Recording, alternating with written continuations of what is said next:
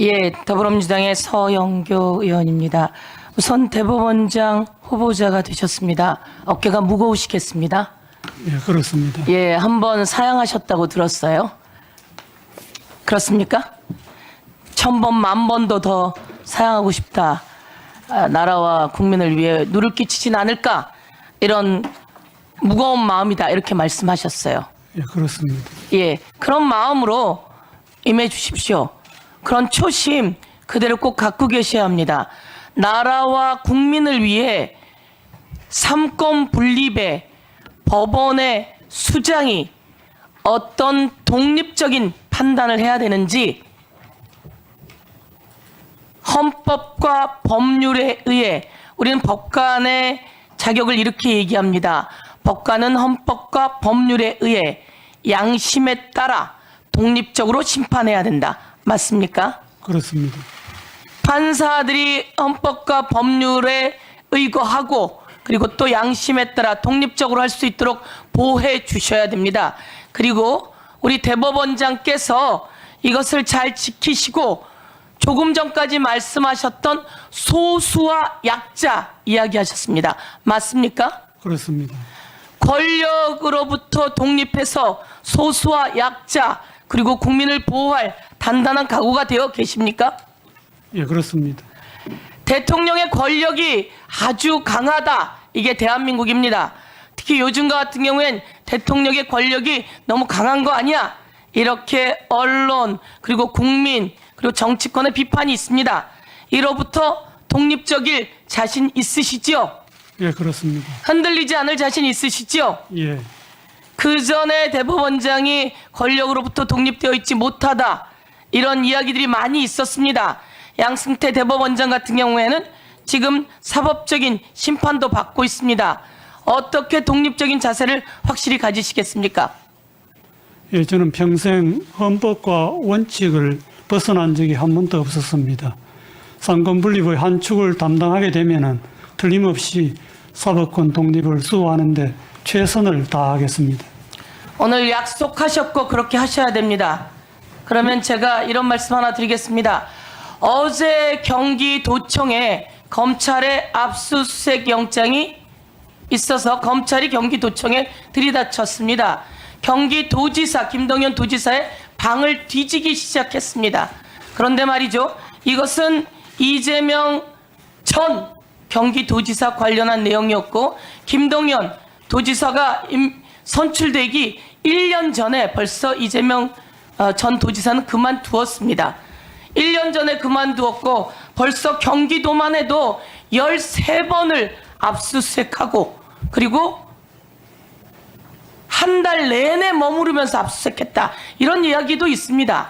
그런데 어제도 마찬가지로 김동연 경기도지사가 선출되어서 들어왔고 자신이 가지고 온 컴퓨터이고 그래서 아무 관계도 없음에도 불구하고 그곳에 압수영장을 가지고 들어와서 그리고 그 전에 것만 보겠다라고 해놓고도 옆에서 지켜보고 있으니 요즘 것을 보고 있더랍니다, 검찰이. 그런데 제가 지금 묻는 것은 그겁니다. 대법원이 규칙을 만들어서 압수수색 영장이 남발하는 것을 제지하겠다. 이 압수수색 영장이 남발해서 압수수색 영장이 한번 들어오면 정치인은 그 다음 정치 생명 끝납니다. 국민은 목숨까지 끊는 사례가 많습니다. 그런데 그냥 압수수색하고 들어오는 게 아니라 언론에 다 터뜨리고 공개하고 홍보하고 난리 구슬 지기고 들어옵니다. 이런 것에 대해서 법원이 제지해 줘야 되는데 법원은 압수수색 영장이 들어오면 100% 거의 100% 발부해 줍니다. 이렇게 압수수색 영장 발부 자판기냐 이런 비판 들어보셨습니까? 예, 저희들도 압수수색 문제에 문제가 있다는 걸 익히 알고 있습니다. 그래서 제가 대법관으로 근무할 당시에도 압수수색에 관해서 획기적인 판결을 많이 냈었습니다. 예를 들어서 참여권을 획기적으로 보장한다든지 압수된 자료의 반환을 청구한다든지 각 분야에 걸쳐서 많은 판결을 냈습니다만은 여전히 그런 문제가 있다면은 앞으로 세심히 살펴서 필요한 조치가 있다면 강구하도록 하겠습니다. 이제 규칙으로 내놓았던 안을 대법원에서 오죽하면 그런 안이 나왔겠습니까? 제가 물어보니까 압수수색 영장이 청구되면 그 왜 압수수색 영장이 청구되었는지 그 검사에게 물어봅니까? 법원에서? 제가 영장 절차를 담당하지 않기 때문에 일단 발부가 되면은 청구가 되면요. 예, 검찰에서 청구가 됩니다. 검사가 압수수색 영장을 청구합니다. 법원에. 그러면 그 검사에게 이게 왜 청구가 되었는지 물어볼 수 있습니까? 방금 의원님 말씀하는 그런 점들을 반영하기 위해서 규칙 제정이나 법률 제정이 논의가 되고 있는 걸로 알고 있습니다. 13번이나 경기도를 압수수색했어요.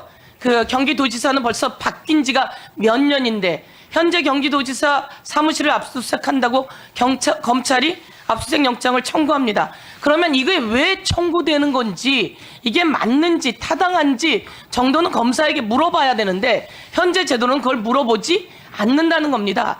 물어볼 수 없다는 거죠. 그래서 그것을 발부하게 되는데 제가 볼 때는 대법원이 고민하고 있듯이 검사에게 왜 이 영장을 청구했는지 물어보고 사전에 신문하고 알아보는 그런 제도를 만들어야 되지 않겠습니까? 그것을 만들어 줄 수 있는 사람은 대법원장이다 이렇게 생각합니다. 어떻게 생각하십니까? 예, 저희 대법원도 노력하겠지만은 국회에서도 입법 조치가 가능한지 함께 검토하면 국회와 좋겠습니다. 우선 대법원이 규칙으로 바꿀 수 있습니다. 그렇게 하시고요. 국회도 그 부분에 대해서 함께 논의하고 힘을 실어 나갈 예정인데 이거는 뭐 여야가 없을 것 같습니다. 그런데도 불구하고 왜 이게 그동안 못 고쳐진 거죠?